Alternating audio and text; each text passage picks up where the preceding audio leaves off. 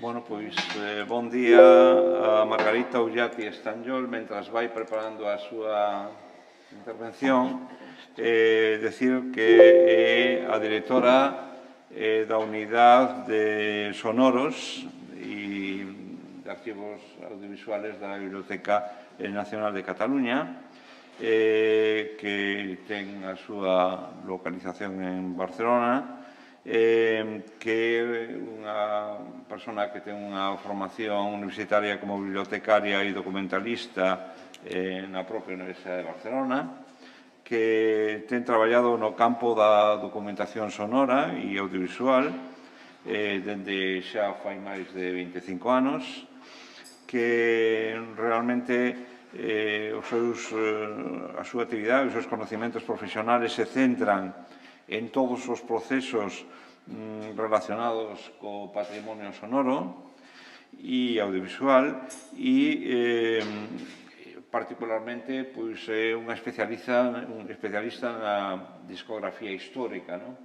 Realmente é unha persona que ten unha trayectoria extraordinaria e por iso está hoxe aquí. Ademais, é que cando contactamos con ela quixo centrar a súa intervención nos fondos galegos que existen na Biblioteca de Cataluña, cousa que, en principio nos sorprendeu bastante porque que unha biblioteca catalana teña realmente contidos galegos de certa relevancia nos parecía tamén moi interesante.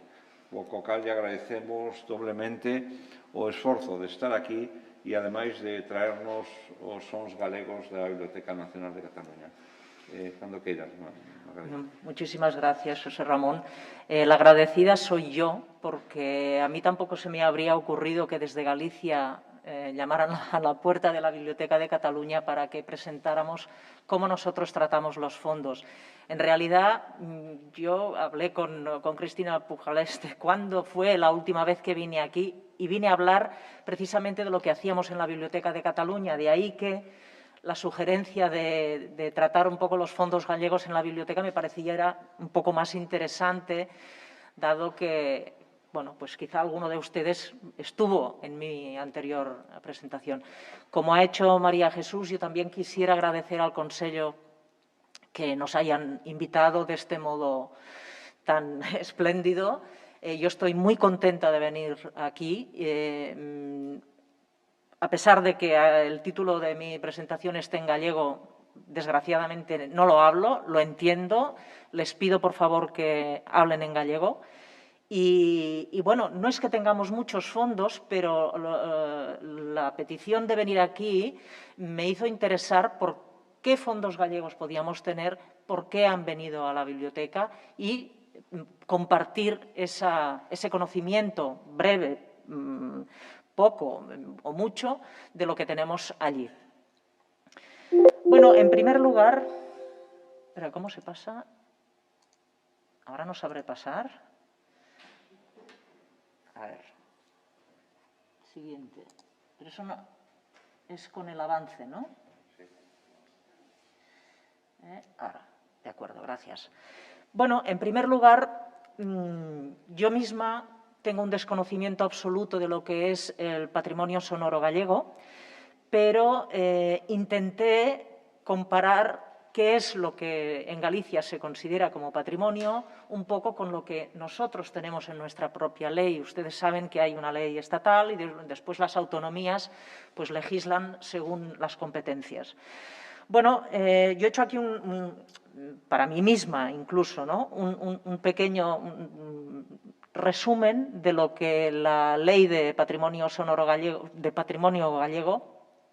hace en referencia a los fonogramas y es básicamente lo mismo que dice la nuestra, solo que me sorprendió este aspecto de aquí, que respecto a estas obras gallegas conste la inexistencia de, por lo menos, 3 ejemplares idénticos en bibliotecas o servicios públicos, porque encuentro que este detalle es especialmente interesante. Entre otras cosas porque cuando nosotros tenemos que considerar el valor de cualquier tipo de documento, una de las características que se nos pide apreciar es la unicidad. Es decir, no solamente tenemos que conocer si ese es un documento de interés o no, sino dentro de lo que son el mundo de los archivos o de las entidades que conservan el patrimonio, ¿cuántos hay? Porque eso le da un valor añadido. Bueno, he pensado una introducción muy breve. Yo no hablo tan deprisa como María Jesús. Quizá tampoco tenga tantísima información. Es cierto que la Biblioteca Nacional, como ustedes saben, es el centro patrimonial más importante que tenemos en el país. Pero sí que la primera pregunta era ¿por qué existen fondos gallegos en la Biblioteca de Cataluña? Bueno, he hecho como tres apartados. El primero es por procedencia, es exactamente lo mismo que ha explicado María Jesús. El depósito legal es nuestra principal fuente de ingresos documentales. Prácticamente nuestro depósito legal coincide con el de la Biblioteca Nacional, pero solo entre estos años, entre el año 58 y el año 81. ¿Por qué? Pues porque, como ella bien ha explicado, había una ley acompañada de una obligación, de entrega en un periodo en plena guerra civil, donde, naturalmente, nosotros no teníamos ninguna implicación en esa recolección. Ustedes saben que había la zona nacional, es donde se recogieron estos fondos, y Barcelona estaba en la zona republicana. Desde el año 58, que es cuando hubo ese nuevo decreto, a partir del cual se especificaban que los fondos sonoros tenían que entregarse tanto en la Biblioteca Nacional como en la Biblioteca Pública Provincial de Barcelona, es a partir de allí cuando nosotros recibimos esos fondos de depósito legal. ¿Por qué hasta el año 1981? Pues porque las competencias en materia de cultura se transfirieron a la Generalitat de Cataluña en ese año, con lo cual se terminó la obligación de las discográficas españolas de dar una copia a la biblioteca. Bueno, en ese momento no estaba en la Biblioteca de Cataluña, sino en la Biblioteca Pública y Provincial, como he dicho. Tenía otra cosa para decir del depósito legal. Bueno, no, esa época es coincidente absolutamente con la de la Biblioteca Nacional. Sí, ¿y por qué se escogió Barcelona? Es un motivo muy sencillo. En España, hasta finales de los años 40, existían solo grandes discográficas que estaban centradas en Barcelona. Gramófono, La Voz de su Amo y Odeón estaban en Barcelona. Y después estaba la Columbia en San Sebastián, y hasta los años 50, creo, no vino RCA en Madrid y Ariola, y proliferaron las discográficas con la llegada del vinilo. Pero una de las razones es porque, ya que estaba ahí la producción, ahí se quedaba una copia. Otra vía de procedencia son los donativos y las compras. Nosotros metemos en el mismo saco los donativos, las compras y los intercambios, los canjes que llamaba María Jesús. Y después tenemos otro gran fondo que lo tenemos que contemplar siempre como un fondo aparte, que es el de Radio Barcelona.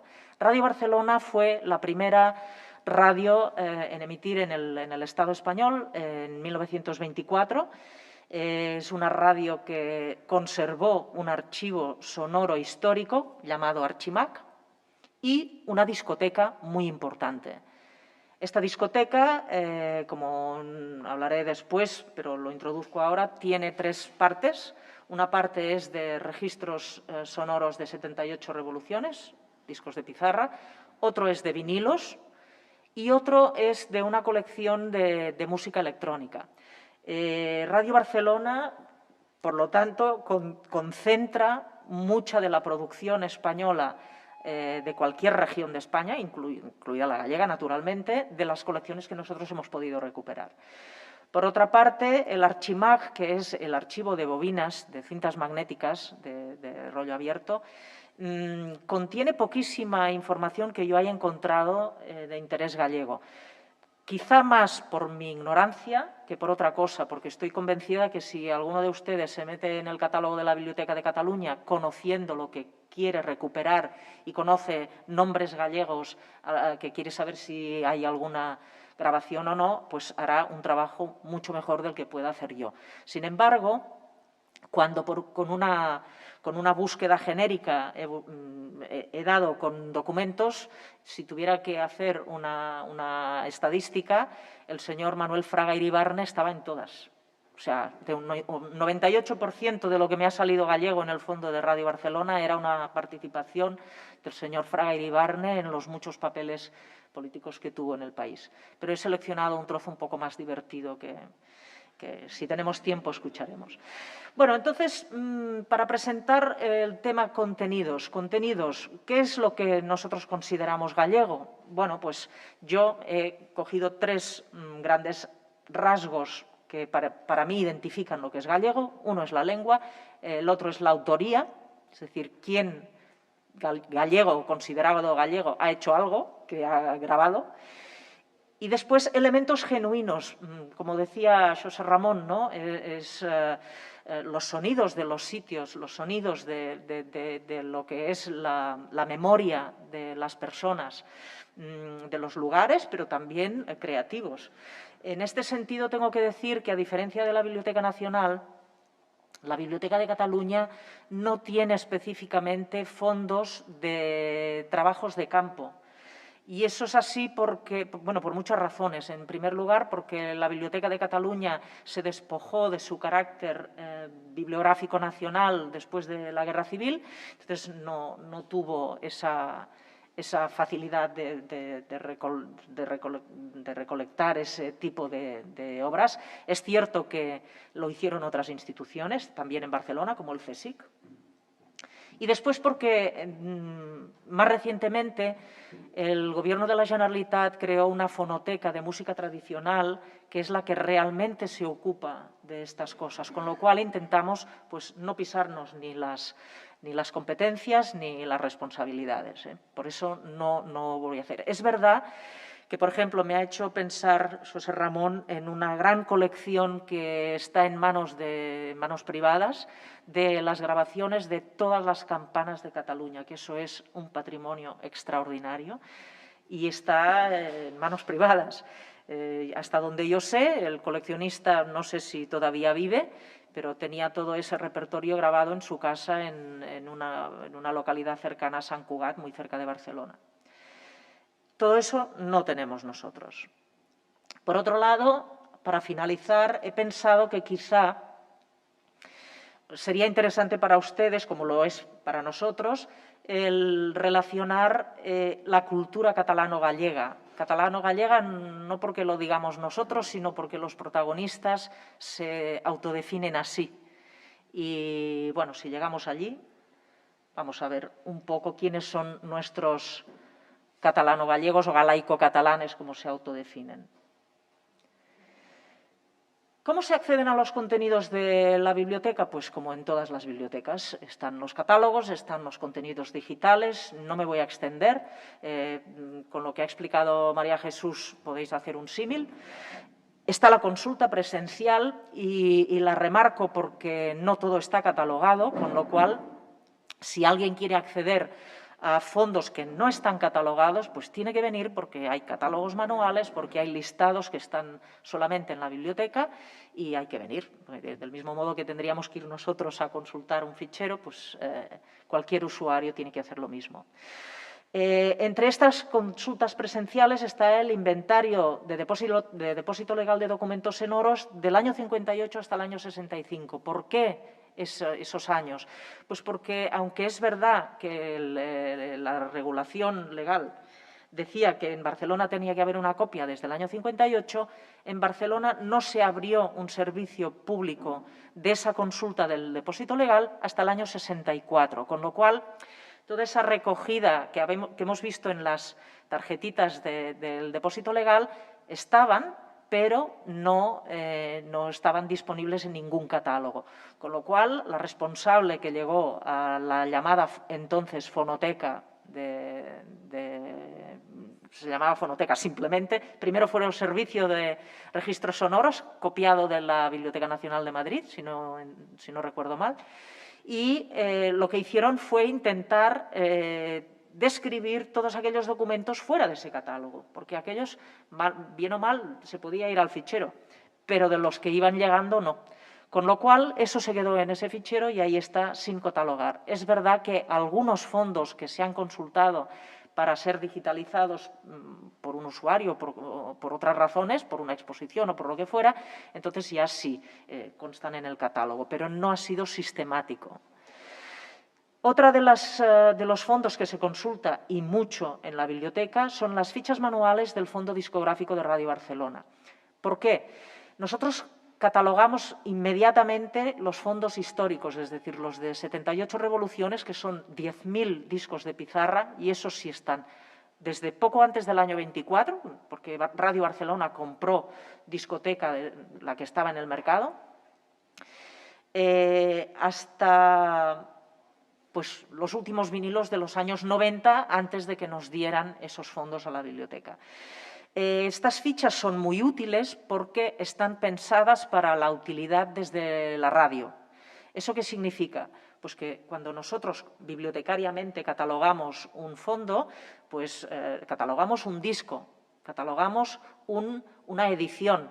Para nosotros un disco, pues tiene un disco de vinilo, por ejemplo, tiene un título en la carátula. Catalogamos esa edición. Pero el mundo de la radio lo que interesa es el contenido. Con lo cual, tiene una fichita para cada una de las obras que contiene un disco. Eso es muy útil porque en nuestra historia catalográfica eso no es algo que hayamos hecho sistemáticamente, por muchas razones. La primera, porque no había personal y porque lo que interesaba era que a nivel descriptivo de unos datos mínimos eso estuviera disponible. Esa era la prioridad. Con lo cual, en nuestro catálogo, si entráis, os vais a encontrar que una catalogación de un disco de pizarra hecha en la biblioteca en los años 95, 94, 95, es básicamente de inventario, mientras que posteriormente pues ya se ha ido ampliando y están no solamente los contenidos, sino, como ha dicho María Jesús, destacados las características físicas del documento, no solo las del contenido sonoro. Eso significa características de la galleta, ¿no? El color de la misma, porque indica un precio seguramente, o sea, toda aquella información que se pueda descodificar bibliográficamente. ¿Cómo se accede a los contenidos? Pues también con las actividades. María Jesús se ha extendido bastante, yo no me voy a extender tanto. Las actividades que hace la biblioteca como tales no se graban.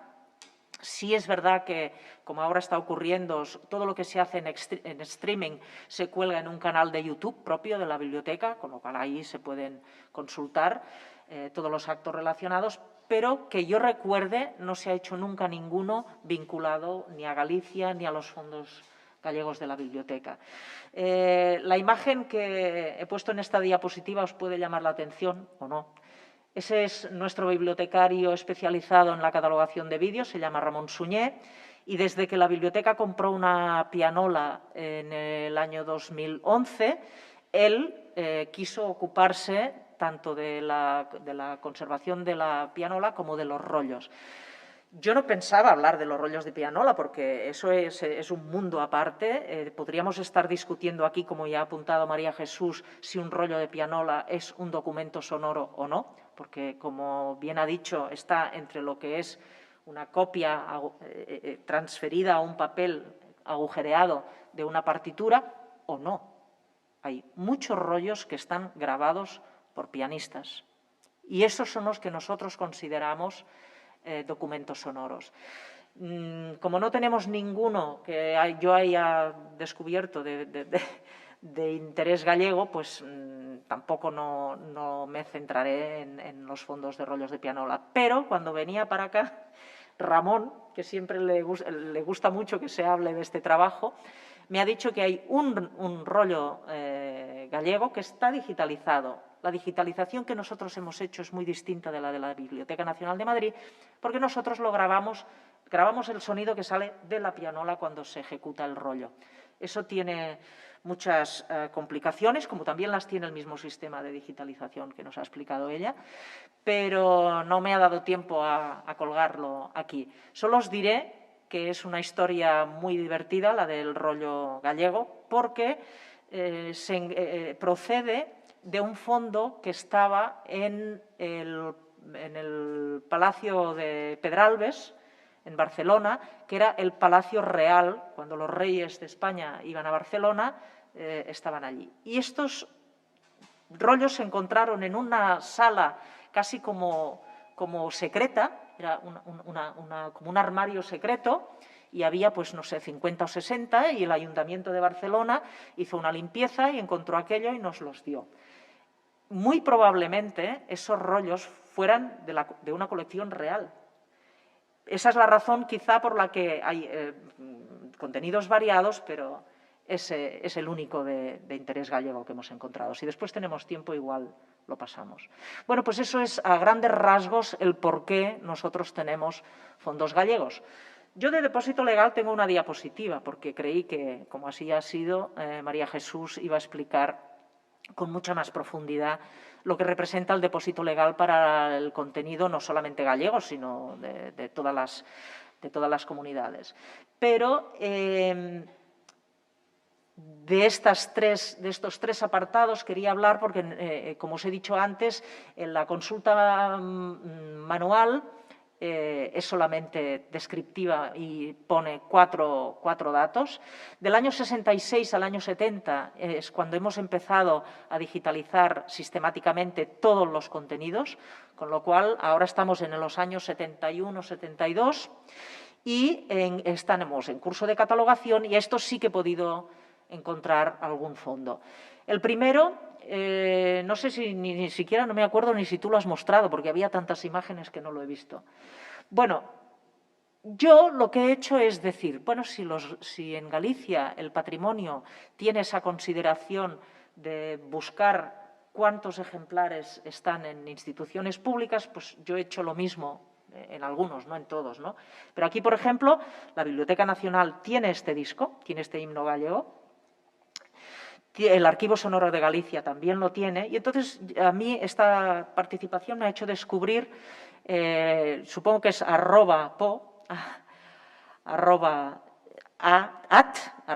@po, que es un catálogo de fondos de Pontevedra, donde he encontrado muchísima información y todo digitalizado. No he puesto nada más, solamente la asignatura. Lo mismo me ha ocurrido con este disco de Juan Pardo, que seguramente todos conocéis, porque tengo entendido que se hizo muy conocido a nivel internacional. O sea, él grabó en Londres. Justamente, si vais a buscar información sobre este disco, yo he encontrado que había una grabación en un disco de acetato por uno de los estudios de grabación más importantes del momento. No me voy a extender, pero también lo tiene la Biblioteca Nacional en un recopilatorio. No tenéis este disco, o no lo he visto en el catálogo, que son dos cosas distintas. No, exacto, puede que no esté catalogado. En el Archivo Sonoro de Galicia está, y no está en el otro registro, que puede que alguna persona que esté aquí me diga ¿por qué has ido a buscar esta? Sencillamente es lo que he encontrado. No he dedicado tiempo a buscar dónde están los fondos, cuál es el sitio donde hay que buscar los fondos sonoros, ¿no? Sencillamente buscando, son los que más me han aparecido. Bueno, el Archivo Sonoro de Galicia, por descontado. Entonces, por donativos y compras, a nosotros nos llegan muchísimos discos de depósito legal, naturalmente, españoles, entre esa etapa que sí que está en la Biblioteca Nacional y que a nosotros por esa vía no nos ha llegado. Yo lo que he hecho es decir, a ver, ¿cuántos discos gallegos hemos encontrado de los años de la primera década del siglo? Pues no he encontrado ninguno. A partir de los años 10 no he encontrado ninguno.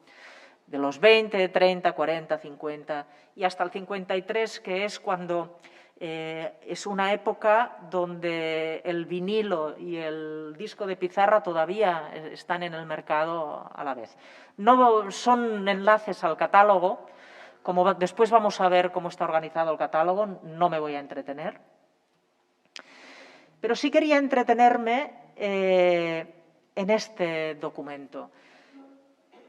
Esto es un cilindro que procede de una compra muy singular que para nosotros representa quizá el tesoro sonoro más importante que tenemos en la biblioteca, que fue la compra de una colección de más de 300 cilindros grabados por una única persona, y eso sé que está en cuestión, después me extenderé en ello. Es una colección muy grande, teniendo en cuenta que todos son cilindros de cera, no hay cilindros de amberol. Casi la totalidad de los que nos han llegado son cilindros sin ninguna marca comercial, es decir, hay alguno de Huygens y Acosta en Madrid, pero prácticamente todos son como un cilindro virgen, es decir, sin ninguna anotación. No sé si conocéis que el cilindro es cilíndrico por fuera, pero es cónico por dentro, porque tiene que facilitar una sujeción en el brazo del fonógrafo. Entonces, como es cónico, por dentro tiene un extremo fino, finito, y otro extremo más grueso de cera. Pues en el extremo grueso es donde con una incisión se ponían, o con una grabación a presión o como fuera, se grababan los títulos de los contenidos.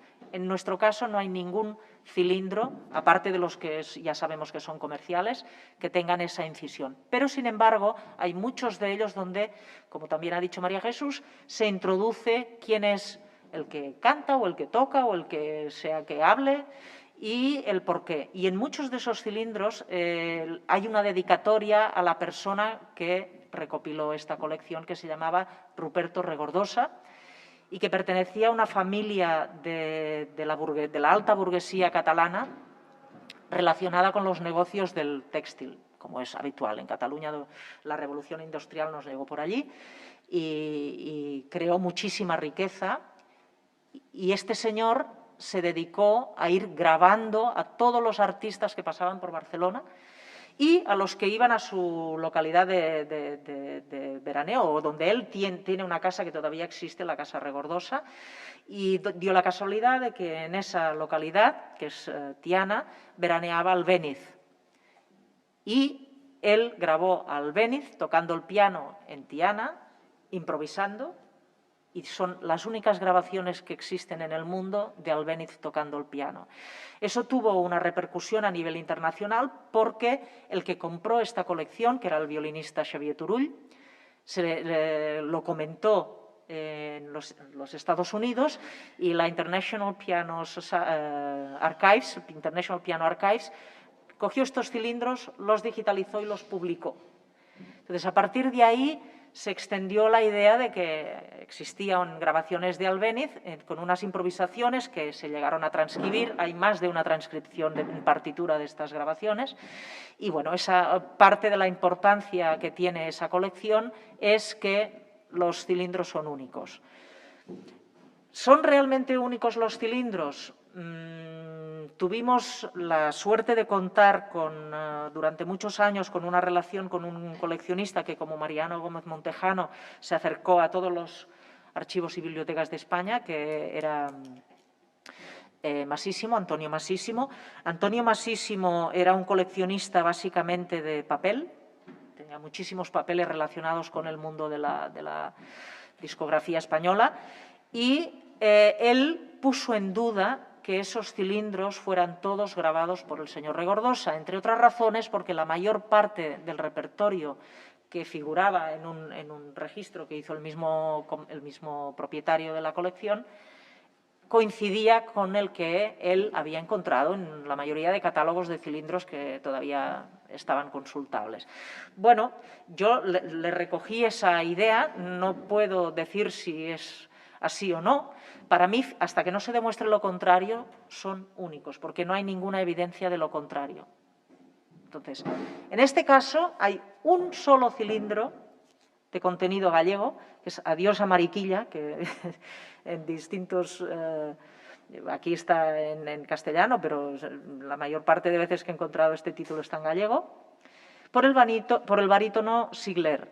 Este señor figura efectivamente en los catálogos, y casualmente he hecho la misma imagen que os ha mostrado María Jesús, porque he querido comprobar, ya que solo se trataba de un cilindro, esta hipótesis de Antonio Masísimo. Pues bien, tanto en el catálogo de cilindros impresionados de la Sociedad Anónima Fonográfica como en el catálogo de Huygens y Acosta no sale este título. ¿Eso es conclusivo? No, yo no soy investigadora. Yo solamente he querido comprobar con los elementos de los que dispongo si se abría la pista que pudiera corroborar lo que Antonio Masísimo había dicho. Naturalmente no es suficiente, pero sigo en mis 13 que la mayor parte de esos cilindros son piezas únicas, con lo cual esta que no está fechada, pone 1898, 1918, estas fechas nos las han criticado mucho y acepto las críticas, pero nuestra capacidad de investigar para cada cilindro cuándo fueron grabados sin tener ninguna documentación es muy difícil. Con lo cual, ¿qué hemos hecho? Y lo ponemos en el catálogo. Hemos tomado como primera fecha la que sabemos que el señor Regordosa grabó. ¿Y por qué lo sabemos? Pues porque gracias a un profesor de la Universidad de Sevilla que estaba muy interesado en los 14 cilindros de flamenco que hay en esta colección, hay uno que dice: cilindro registrado para el señor Regordosa en la Fonda Oriente de Córdoba. Y el profesor universitario sabía que la Fonda Oriente de Córdoba se cerró en el año 1999. Entonces, él mismo fechó uno de los cilindros, el cilindro en el que se oye esa voz, como del año 98. Muy probablemente no sea del año 98 porque la máquina que utilizó el señor Regordosa salió ese año y él la compró, pero difícilmente puede. Pero muy probablemente sea del 99. Con lo cual tendríamos que, según lo que yo he leído, con un estudio que está publicado y que se basa en las informaciones recogidas de la prensa gallega, el primer registro sonoro grabado en Galicia es de 1893. Entonces, no creo que se haya conservado, y se explica en ese estudio, porque ustedes saben que los primeros cilindros en realidad eran hojas de estaño. Las hojas de estaño recubrían el cilindro con el que se hacía la grabación. Pero después esas hojas de estaño se podían reproducir muy pocas veces. Prácticamente solamente la primera vez se oía bien y después ya el sonido se perdía por el desgaste de la rozadura misma. Con lo cual no se conservan, tampoco se conservan en Cataluña ningún tinfoil, ninguno. Pero por lo menos podemos decir que está abierta la posibilidad de que una grabación en Barcelona con contenido gallego se hiciera, no sabemos el año, pero en esa horquilla. Yo también la he traído y sé que la grabación es muy mala, pero la voy a poner. Aquí va la manquilla, melodía gallega por el barítono señor Figueres.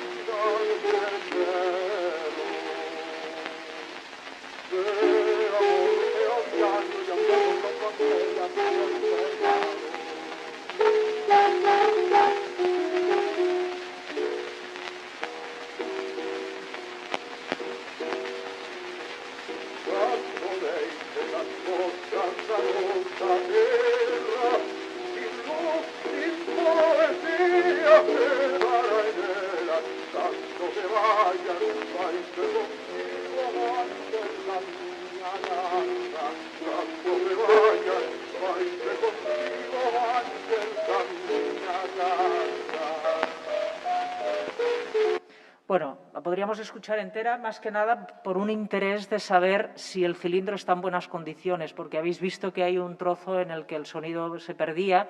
Esto es debido a que quizá no esté no esté lo suficientemente bien conservado como para poder extraer la información. Esta digitalización la llevó a cabo una empresa de Sevilla, Fonotron, que en aquel momento, y esto estamos hablando del año 2008, era la única en España que tenía un reproductor moderno de cilindros de cera. Es una máquina fabricada en Francia, es el Arqueofon, y permitía grabar con elementos nuevos, modernos, que son los que evitan que ese roce de las antiguas agujas, y en el caso de los cilindros de vidrios, de zafiros, pudieran pues, estropear el cilindro aún más. Pero también existen temas de conservación. Por ejemplo, como ha dicho María Jesús, y te voy a gastar el nombre hoy, son cilindros hechos con material orgánico. Aparte de la cera de abeja, pues hay otros componentes que hacen que sea más duro y que tenga también una maleabilidad para ser grabado, pero cuando se ponen hongos en el surco, muchas veces esos hongos se comen la parte orgánica y ahí deja de haber sonido. Con lo cual, me interesaba un poco saber si ese era un cilindro que estaba correctamente grabado en toda la extensión. Pero bueno, otro documento singular es este disco de aquí, hecho en Barcelona, no después de junio de 1931, porque esta marca de Odeón se conservó hasta que hubo una fusión que se realizó en este año, por lo tanto, tiene que ser anterior. Este disco no lo hemos encontrado en la Biblioteca Nacional. Es normal, porque supongo que todos los anteriores al año 38 no fueron sistemática la recogida, por lo tanto es normal que no esté en todas las instituciones. No lo he encontrado en el Archivo Sonoro de Galicia y en Atopo tienen una edición posterior. ¿Por qué sé que es una edición posterior? Ellos lo han fechado y además Odeón figura con el nombre posterior. Justamente esta imagen es la que ellos tienen colgada en su página web. Otro documento singular. Este es procedente de un donativo de un musicólogo de Barcelona que falleció muy joven este año pasado, Josep Dulcet, que él estaba muy interesado sobre todo en la música de los siglos XVII y XVIII. Y la mayor parte de su amplísima discoteca tiene ese contenido. Pero curiosamente apareció que encontré que en la Biblioteca Nacional está catalogado y lo pone en una nota partiendo de un fichero. Curiosamente contiene toda la información de la cara A, que como veis es la primera, que se refiere a Pushkin en la música de sus contemporáneos, pero la cara B son los grandes poetas españoles en la música. Entonces, la cara B no se puede encontrar, si tú buscas por los contenidos de la cara B, no lo encuentras en la Biblioteca Nacional, aunque está. En el Archivo Sonoro de Galicia tienen 2 ejemplares, he visto, y en Atopo también tienen este disco, que es un vinilo. Pero para nosotros es singular. Es singular porque ha aparecido en un fondo de donativo donde no tenía que aparecer un disco de estas características. Sin embargo, por el interés que fuera, porque Josep Dulcet no compraba cualquier cosa, está ahí. Otro documento singular, y creo que es el último de los donativos y las compras, me permite introducir 2 cosas.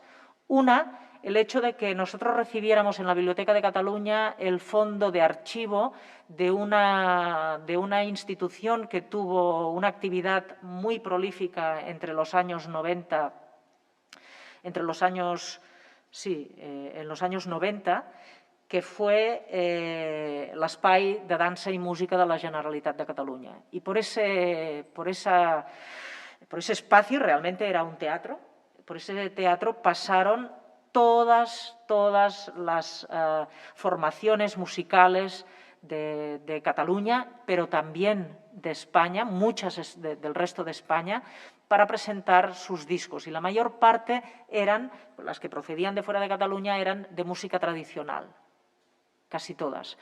Mucha representación del País Vasco también, pero en este caso solamente he encontrado este documento.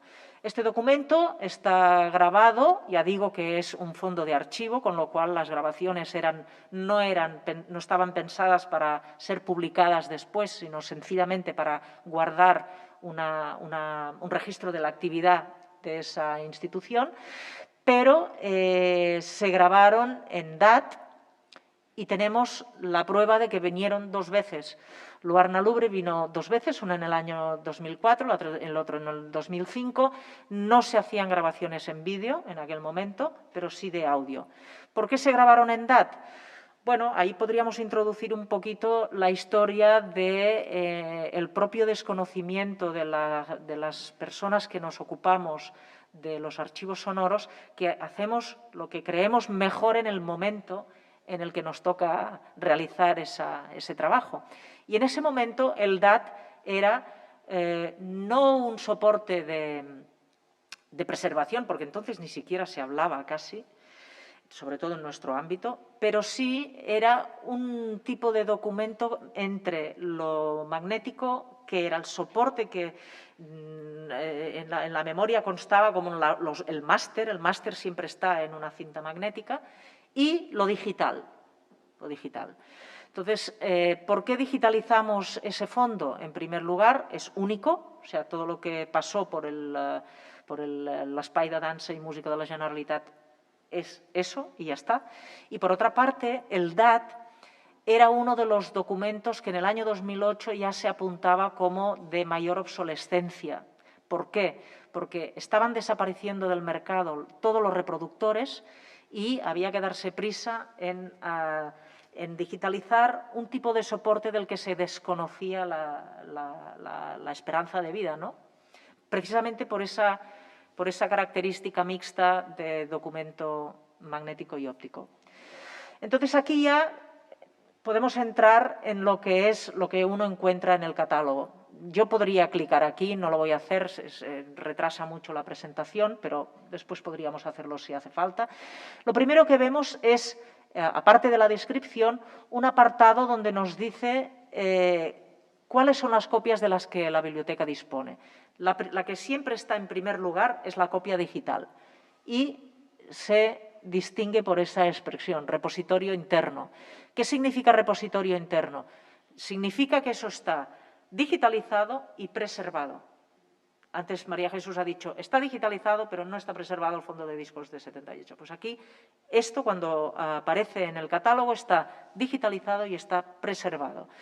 Está preservado en un repositorio digital desde el cual se puede acceder desde el catálogo, pero en este caso nos puedo enseñar la aplicación que permite al usuario acceder directamente a la compra de una copia en alta resolución, porque no sé si lo he dicho antes, pero en la Biblioteca de Cataluña hemos estrenado catálogo nuevo este año. Llevamos desde el mes de enero hasta el mes de junio estuvimos haciendo pruebas.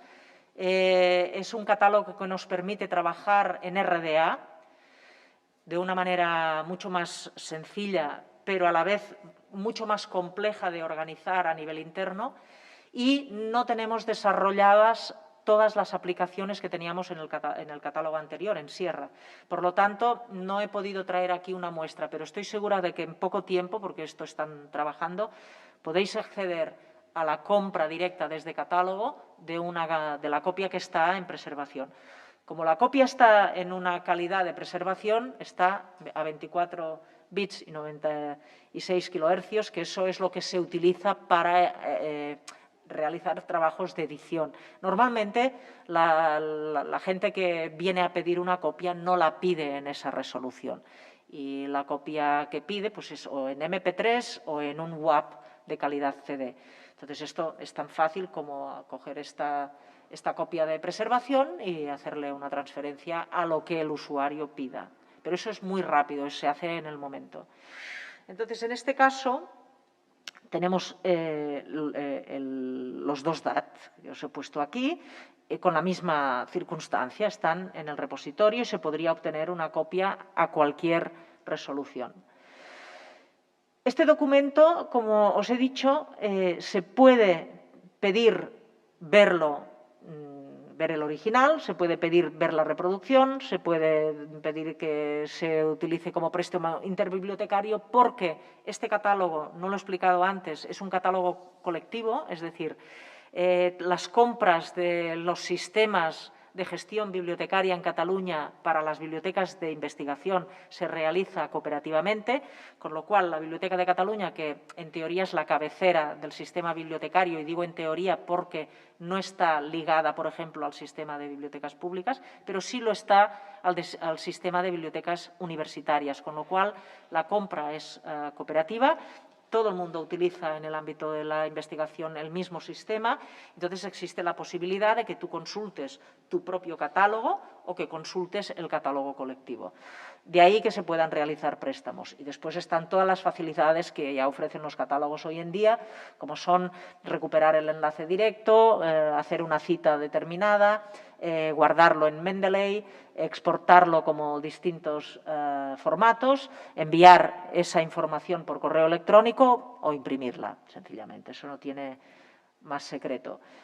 Ahí, en teoría, que es lo que no os he podido enseñar, cuando pedís una reproducción, pasa a una página de una hoja de solicitud y de ahí ya a un carrito de compra que ya tiene su propia dinámica.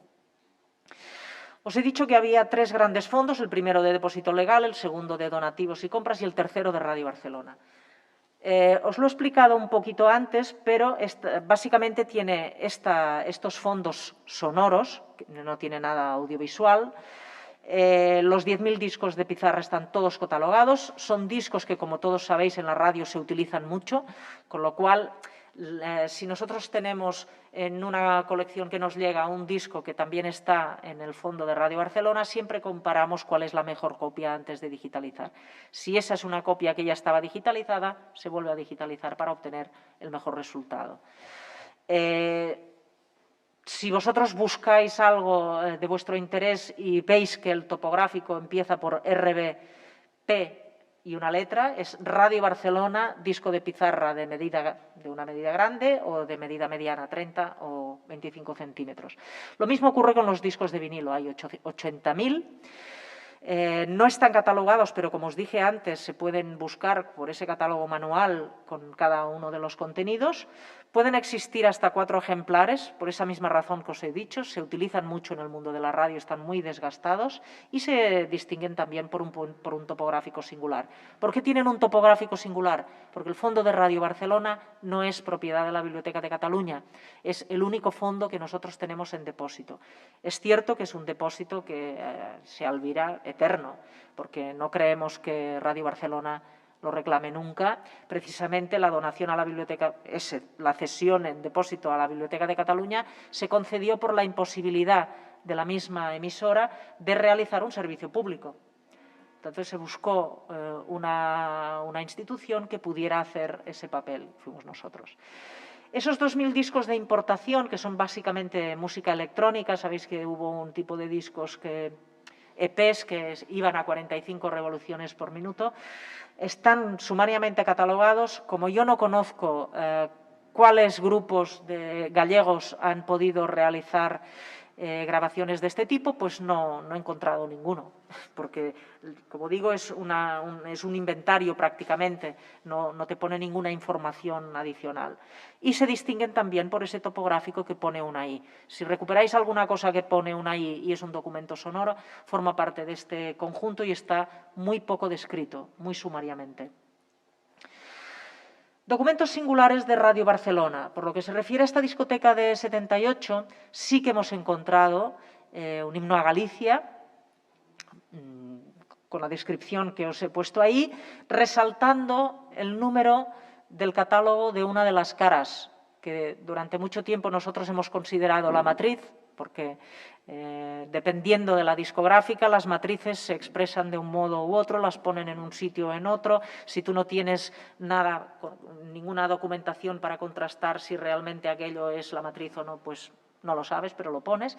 Y lo que sí he visto es que con este número de catálogo, con este número de matriz, vosotros sabéis que los discos de pizarra se editaban, se casaban las caras pues, dependiendo del interés que tenían para la venta. Y durante una época podía ser uno el interés y al cabo de los años cambiaba y la casa discográfica decidía pues, que en una cara ponía una cosa y la juntaba con otra que no tenía nada que ver con la que se había hecho previamente. Y sin embargo la grabación era la misma porque estaba tomada de la misma matriz.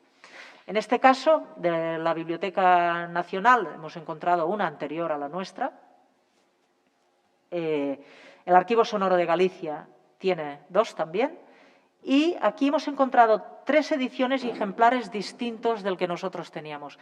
¿Por qué he destacado esto? Porque yo creo que, hablando de patrimonio gallego, es muy importante saber no solo cuándo se ha grabado algo, sino cuándo eso se ha puesto en el mercado, porque eso es muy indicativo de muchas cosas. Se puede decir, bueno, pues es que cuando salió en el año tal se hizo una edición de lujo y valía 3 pesetas, 10 pesetas, 8 pesetas, pero eso no tenía salida. Un himno a Galicia se tenía que sacar también en una edición popular. Pues se hizo otra edición de otras características, se vendió mucho, fue sacándose, con lo que pedía la gente a lo largo del tiempo se fue casando con otras caras, es decir, sí tiene interés. Y debo admitir que nosotros en la Biblioteca de Cataluña esa reflexión quizá no la hayamos hecho todo lo anticipadamente como se requiere, porque muchas veces no hemos sabido interpretar toda la información que dan ese lugar donde se ponen las informaciones en el disco, el color de la galleta, todas estas cosas ha sido muy reciente que las hemos ido recogiendo.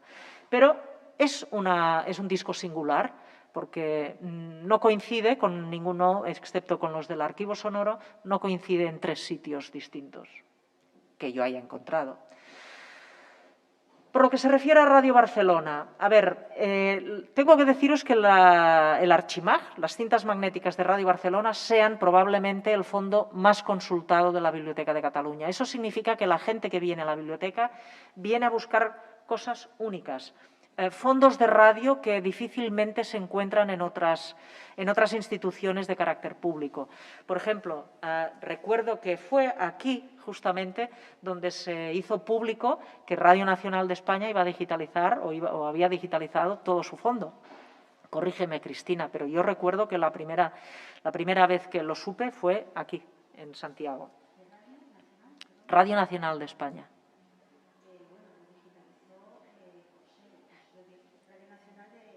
No, Radio Nacional de España. Radio Nacional de España, sí. Entonces, hay poco fondo de radio en instituciones públicas donde sea fácil su acceso. Cuando nosotros tenemos que pedir algo a Radio Nacional de España, es complicado acceder siquiera a un contacto. Eso es complicado porque, y esto es una reflexión mía como trabajadora de un servicio público, todo lo que se haga con dinero público tiene que revertir a la población, todo. Entonces, tenemos que hacer algo para que todos esos fondos acaben siendo de fácil consulta. Radio Barcelona fue iniciativa suya, la Generalitat lo recogió y aunque tenemos que mejorar muchas cosas, porque, por ejemplo, para poner a disposición toda la digitalización que estamos haciendo, no es que tengamos ningún reparo, pero la radio ve en la digitalización el futuro de la difusión de su historia. Entonces, como el fondo no es nuestro, no hemos llegado todavía a un acuerdo de cómo se debe hacer eso. Una cosa es que tengas que venir a consultar una cinta y otra cosa es que la digitalización ya puede estar en cualquier sitio. Y en eso estamos ahora mismo. ¿Qué he encontrado del fondo de Radio Barcelona que pueda ser de interés? Bueno, pues debéis saber que básicamente el Archimag es fondo de palabra y son voces. Pero hay muchos radioteatros y los radioteatros están todos digitalizados. Y entre otros hemos encontrado Divinas Palabras, La farsa de la enamorada del rey. Es lo único que he encontrado. Pero se pueden encontrar otros programas radiofónicos de temática gallega y algún concierto y algún festival que está muy centrado en el área mediterránea. Documentos singulares. Sé que en el Archivo Sonoro de Galicia está este disco que editamos con una canción con Lonche de Terriña cantada por Conchita Badía, que estuvo en los cursos de Santiago de Compostela. No me voy a alargar porque sé que ya me he pasado. Otro documento singular es este programa de La Ventana, que es un programa medio humorístico, pero es como un magazine. Y aquí entrevistaba, aparte del señor Fraga, solo he encontrado que se entrevistaba a una familia gallega que en las elecciones del 93, padre, madre e hijo votaban a partidos distintos. Entonces era una charla muy divertida sobre cómo se entendían ellos en casa, votando partidos distintos.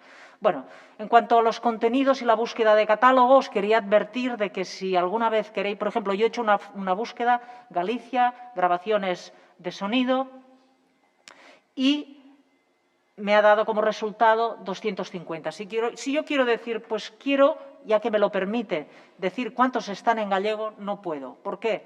Pues porque está por desarrollar todavía todas las lenguas que existen en los documentos de la Biblioteca de Cataluña y poner aquí gallego, porque está el gallego y muy representado también en documentos bibliográficos, pero de momento no se puede. ¿Queréis buscar por un autor? Pues Rosalía de Castro, grabaciones sonoras. Aquí, si está cuando esté en gallego lo podréis buscar, pero veis que da muy pocos resultados. Podéis, como pasa en todos los catálogos de las grandes bibliotecas, decir de que entre qué año y qué año quiero que me recupere estas grabaciones. Y, bueno, os he dicho que ha recuperado muy poca cosa. Aquí he hecho una selección para que veáis que realmente hay poca cosa. Fauna de Galicia. Cuando yo he dicho, bueno, pero tiene que haber grabaciones sonoras de fauna, porque nosotros también tenemos en Cataluña, solo me ha salido un vídeo que tiene como materia Fauna de Galicia.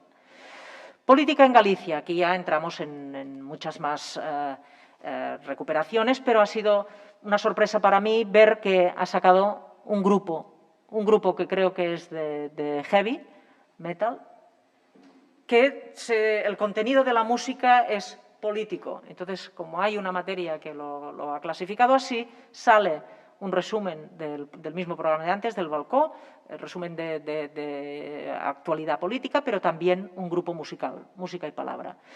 ¿Por qué he dicho que quería llegar a estos vínculos catalano-gallegos? Pasaré muy por encima. Tenemos dos personajes clave que son catalanes porque han hecho su carrera allí toda la vida. Uno es nacido en Galicia, que es Pepe Rubianes, pero no se entendería el humor en Cataluña sin Pepe Rubianes. Y Pepe Rubianes es autodefinido por él mismo, soy un galaico catalán, y él siempre lo dijo.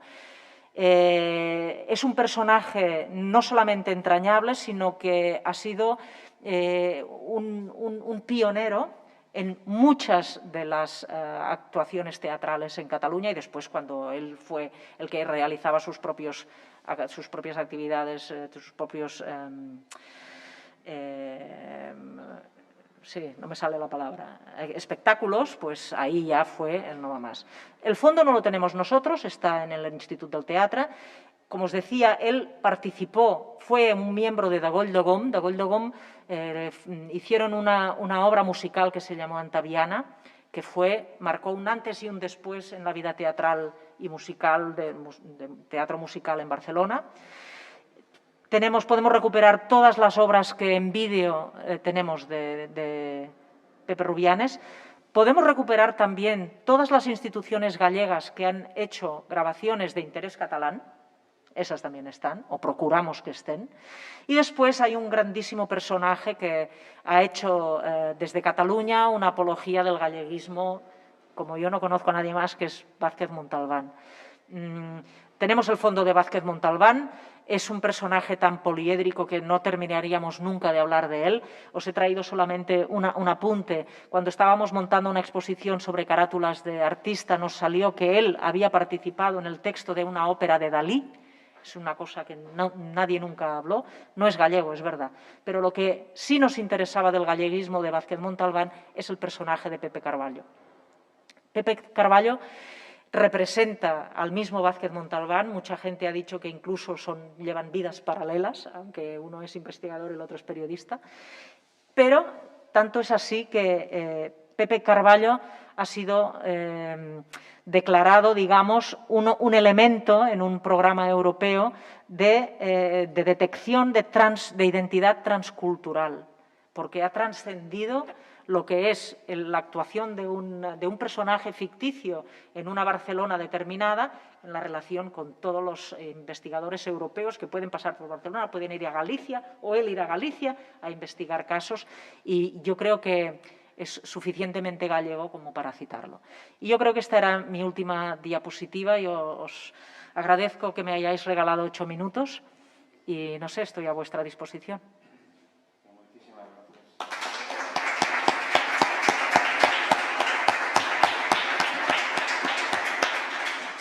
Muchísimas gracias, Margarida, por a túa intervención e por tamén utilizar realmente o tempo que tiñamos previsto, non?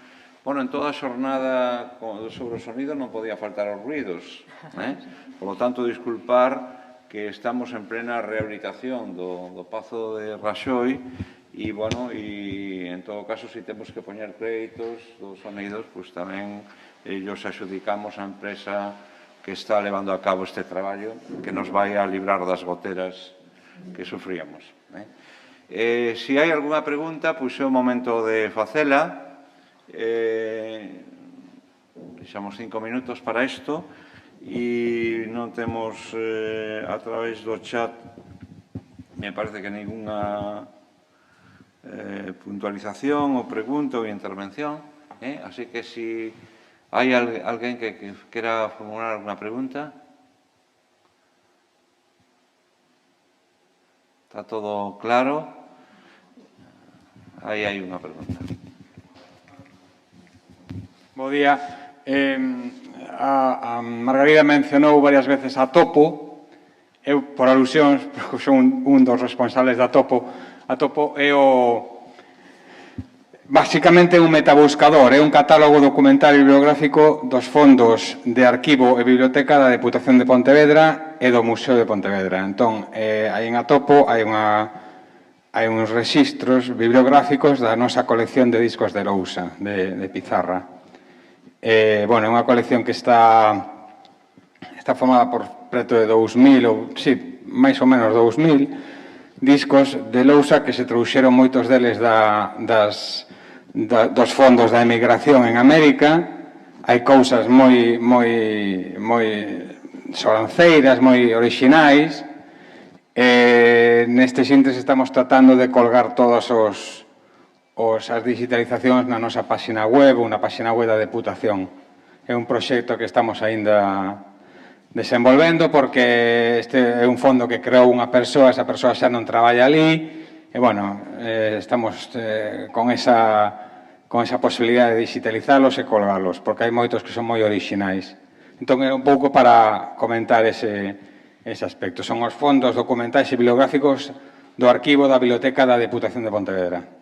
Chámase Atopo porque, bueno, atopar encontrar en gallego. Tengo que decir, si me permite, que me ha sorprendido mucho lo bien hecho que está.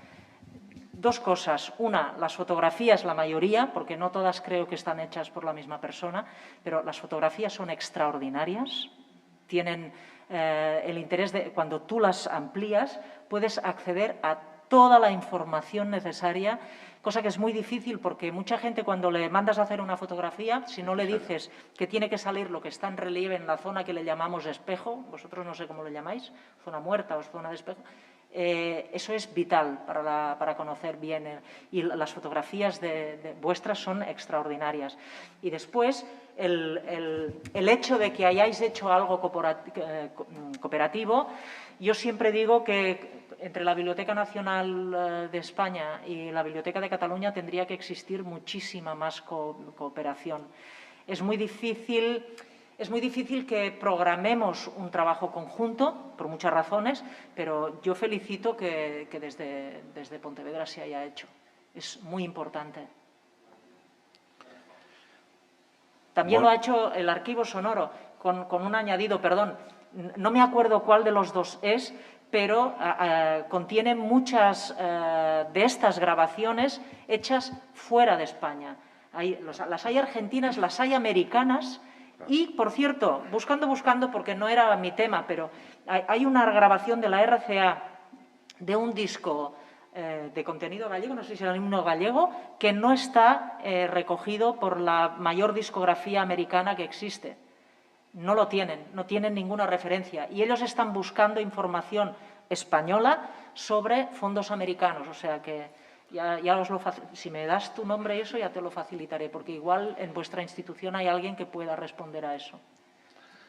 Bueno, no sé si Cristina quiere añadir algo, pero en todo caso decir que o criterio do Arquivo Sonoro de Galicia, sobre todo nesa colección, que son os discos de pedra, é incorporar todo o que está producido en Galicia, está interpretado por intérpretes galegos ou son de autores galegos as partituras. Por lo tanto, pois claro, no Arquivo Sonoro hai cousas de Gardel, tangos, pero porque o tango está escrito por un galego, e o mismo acontece con toda esa amplísima produción americana, que é un fenómeno, eu creo que moi ligado a Galicia, porque os emigrantes queren justamente levar pois os sonidos da súa terra ao seu novo ámbito, non? E iso fai que produzan cantidad de discos que se graban en Galicia, que se graban en Estados Unidos, que se graban en Buenos Aires ou na Habana, non? É dicir, que hai aí unha amplísima produción de discos relacionados con Galicia, pero que algún dos seus componentes non son galegos. Pero que creo que é moi interesante que dentro do criterio, por lo menos da colección de Lousas, seña o factor determinante.